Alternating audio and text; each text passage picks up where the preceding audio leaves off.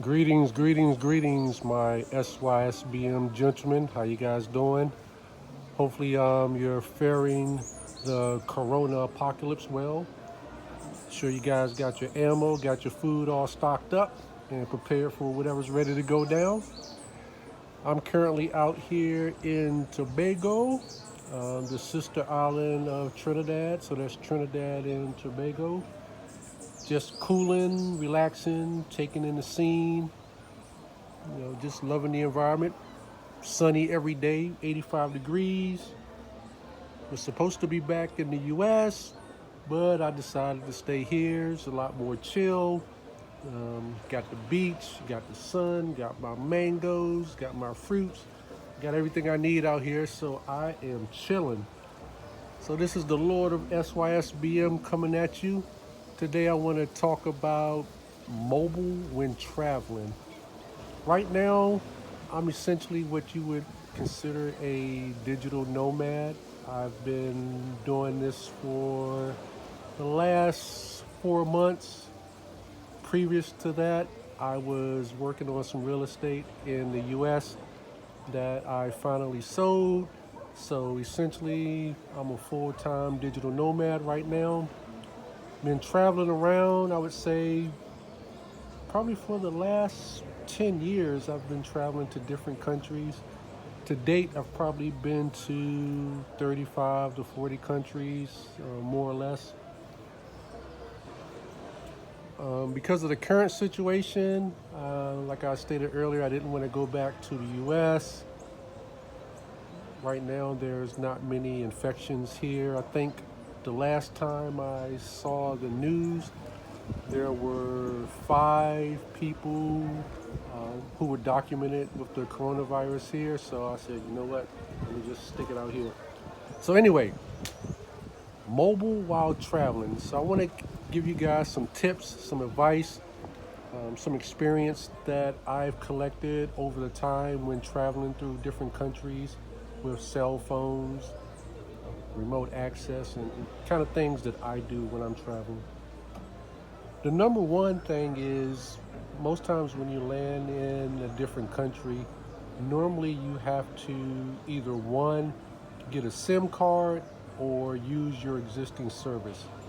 I do know that Verizon, AT&T, and other services do allow you to connect remotely, but many times that comes at a price. When I had Verizon, from the plan that I recall, it was basically $5 a day for additional international calling. After a while, that can add up. So, that's not really cost effective. The other thing you'll come in contact with is in different countries, you have to get SIM cards, of course, to connect to the networks. Sometimes you may land late at night, so there may not be anything open for you to even get a SIM card. Or there's some places where there could be long lines. Many times they're easily accessible, they're easy to get, but the data can be limited. For instance, when I was in the Dominican Republic, I got a SIM card there. I believe it was unlimited for 7 days.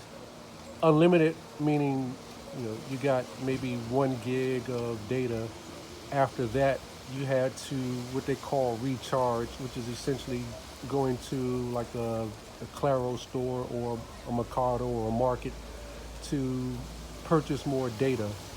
For me, that's not really good because 1 gig, I can run through that in a couple of days, especially if I'm doing some remote work. Also, when you're dealing with different language barriers, it may not be easy, especially if you're traveling by yourself, to actually find out where to actually buy the SIM card and even go through the process for putting money on it so that you can use the data. As an example, when I was in the Philippines for at least a week, I didn't even know how to charge my phone. It took me a while to figure it out, and I think I had to enlist the assistance of somebody at the store to kind of help me out because I couldn't understand the language, of course. And there's different menu prompts you have to go through. to charge your phone, so that can be a headache.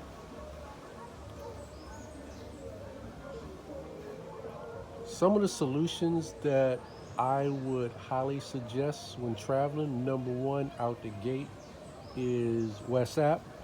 Everybody should be familiar with that.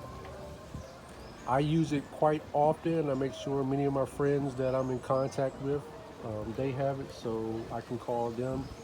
As long as you have access to Wi-Fi, or you can use your cellular data, Wi-Fi is the number one way to go. Most people should have it. You know, shouldn't be a problem. The second option is applications that you can actually download on your mobile device. So on the App Store, they have apps like Dingtone. Dingtone is an app that's available. I know they have it on Apple. I'm not sure if they have it on Android, but I'm positive they probably do. Dingtone allows you to download the application, assign yourself a number from whatever state you live in, and you pay a very nominal price to get access to phone calls that you can make to the US. It's really cheap. I tested it out. I think I paid maybe $4 or $5. And for that $4 or $5, you get like a couple of hours of talk time. I'm not exactly sure how many hours, but as long as you have Wi-Fi, it works. I've actually used it a couple times just to check my email. No issues. I was watching a video maybe almost a year ago by Jabril. He is a well-known YouTuber who's traveled to many different countries. And in that video, he kind of mentioned some of the things that he do, some of the tools that he used when traveling. And he mentioned a phone service, which was Google Fi. At the time, I didn't know anything about Google Fi, but it kind of stayed in the back of my mind. Once I expatriated, or once I left the US to travel, it was not viable for me to continue to use the service that I was using because it was just god-awfully expensive. So I tried out Google Fi, and I've used it in at least, I don't know, 4 or 5 countries. I know I've used it in the Dominican, I've used it in Costa Rica, I've used it here in Trinidad and Tobago, I've used it in St. Lucia. Works great, no problems. The great thing about Google Fi, you get essentially unlimited data. I believe out the gate they give you basically 23 gigs per month. And if you go over that 23 gigs, it's downgraded a little bit. So they throttle your speeds. And just so you guys know, I'm not getting any kickbacks or any promotions or anything from Google Fi. I'm just giving you my experience of what really works great when traveling. And to date, Google Fi has been phenomenal in the countries that I've been in. The great thing is, if you land in a country that uses Claro or Digicel or some other carrier, basically Google will piggyback off of those carriers too. So you're essentially using the same carrier that everyone else is using. Now, I know they have some other proprietary technology where it can also use Wi-Fi for calls, but more or less, you're basically on the same cell service as everyone else in the countries that you visit. So that is absolutely great. With Google Fi, I can also tether, meaning I can take my laptop and my phone, and I can use the internet from my phone, connect to my laptop, and basically I can work from the beach, I can work on a boat, I can work on top of a mountain. As long as I have connectivity, I'm good. So I really love that about Google Fi. I've been using that to work basically anywhere, and kind of living the digital nomad SYSBM life. You really need access wherever you go. One tip that I would give you guys, especially if you're going to be traveling for an extended period of time, is take an additional SIM card. Now I'll tell you why that's important, and this has happened to me before.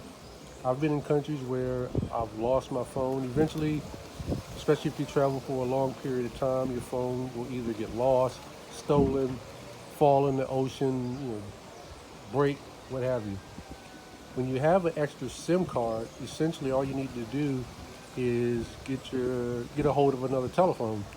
Pop your SIM card in there, go through the process to activate it, and you're back in business. You also at the same time you kill the service on the previous one, so nobody can use it. But that is most important, that you keep an additional SIM card.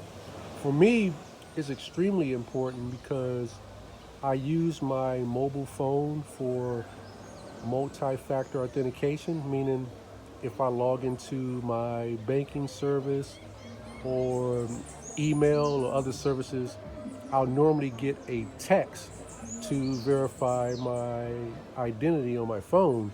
So if I don't have my phone, I can't get into my bank accounts, I can't get into different services. So it's extremely important that I have access and redundancy no matter what. So if you can, I know with Google Fi you can order additional SIM card, and I would guess with other services you probably can too. But always keep that additional SIM card. And if possible, I would say keep one or two. It's a lifesaver. The other thing I would highly suggest, especially if you're traveling for a long period of time, is some type of VPN client. Now, me, I use ExpressVPN and it works great. The main thing you want to look out for is when you're traveling, again, for long period of times, when you access your bank, sometimes they see that they're being accessed from a foreign country, and they could potentially lock your access to those accounts, and that can cause issues. So what I do is I connect the VPN. Once I'm connected to VPN, I log into my accounts, no problem. The other thing is, from certain countries, if you use Netflix, if they see that you're outside of the US, there may be some content that you may not have access to. And on the opposite end of the spectrum, you can connect to other locations and sometimes get access to content on Netflix that may not be available in the US. So that works really great. Also, if you're a Pandora user, some countries Pandora doesn't work. But if you connect a VPN, no problem. Last but not least, I would always say if you're going to rent an Airbnb hotel, make sure that they have good Wi-Fi access so that you can utilize WhatsApp, other utilities that can help you make free calls without using up the data on your phone. So for me, guys, Google Fi is definitely the way to go if you're going to be traveling for a long period of time. Also, you may want to reevaluate your existing plans, especially if you know you're going to be traveling. Right now, I think I pay around $85 a month unlimited for Google Fi. So I don't know if that's on the high end or not, but for me, it's worth it. When I touch down in a different country, I just power my phone off and on. Google Fi connects to the network and I'm off and running. So that's something that you guys want to look at. The one last thing that I wanted to mention that I also do is I actually have two phones. I have Google Fi and I use a low cost carrier. I think it's can't remember the name of the other Mint Mobile. I'm sorry. Also use Mint Mobile. So what I've done with Mint Mobile, I have the lowest plan, which is around $25 a month. And the Mint Mobile is just a phone that I use when I'm back in the States that has my Washington, D.C. number. But what Mint Mobile allows you to do is to make Wi-Fi calls for free. So if I connect to Wi-Fi, I can make unlimited calls to the US and other places without charge.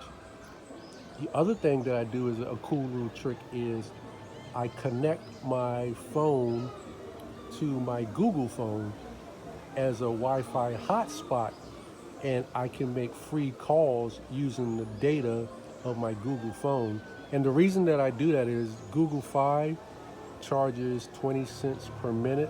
So to get around that, I just use my other phone. Or of course you can use WhatsApp or any other application that you can download on the phone to make free calls over data.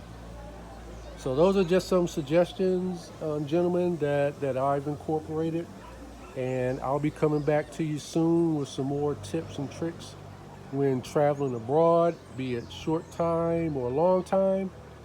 With that, I would say peace out. See you guys on the other side.